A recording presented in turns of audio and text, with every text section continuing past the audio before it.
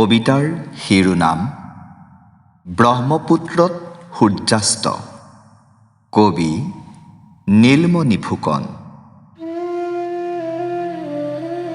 শূন্যতাৰ হাতৰ পৰা সৰি পৰিল দিনৰ হিৰণময় হৃদয় পাত্ৰ।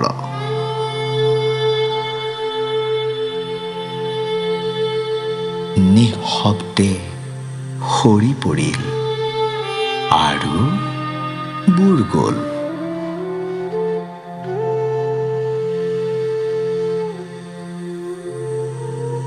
বুৰবুৰণিত বিৰিঙি উঠিল পাত্ৰৰ ৰক্তিম আধেয়।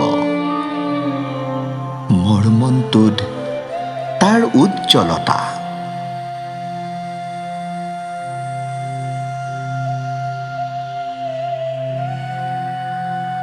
মানুহৰ অন্তিম লালসাৰ কি প্ৰজ্বলন। এতিয়া উলটিল প্ৰতিজন দৰ্শক। উক দিলে প্ৰত্যেকৰে একে বিষ।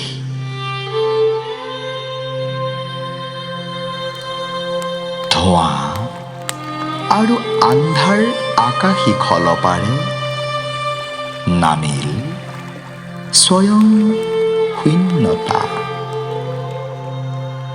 নামিল হৃদয়ৰ শূন্যতা।